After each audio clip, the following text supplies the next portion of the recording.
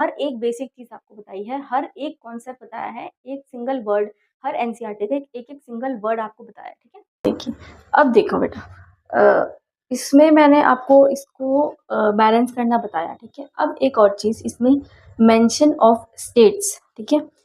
आपकी बुक में कई रिएक्शंस ऐसी दे रखी होंगी जिसमें आपको यहाँ पर इस तरीके से कोई सिंबल्स दिए होते हैं, ठीक है। ये क्या चीज़ होती है, ये सिंबल क्या होते हैं, ठीक है। ये सिंबल होते हैं स्टेट्स, जैसे आयरन, ठीक है। आयरन हमारा सॉलिड फॉर्म में है तो हम यहाँ पर एस लिखेंगे।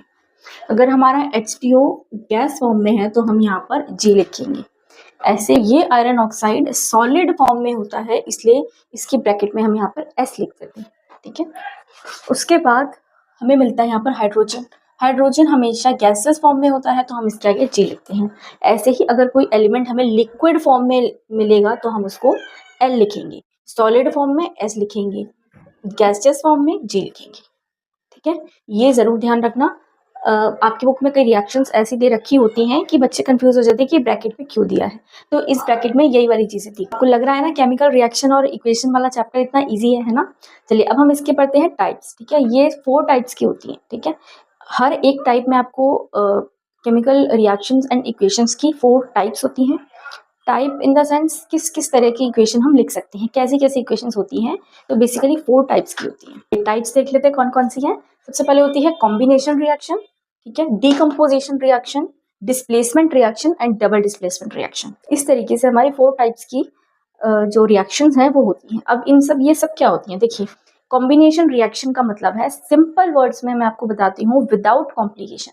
कॉम्बिनेशन मतलब कंबाइन करना, 2 चीजों को कंबाइन करना कॉम्बिनेशन कहलाता है। In a same way combination reaction में एक एलिमेंट प्लस सेकंड एलिमेंट, ये हमारा कोई तीसरा ही एलिमेंट बनता है, ठीक है।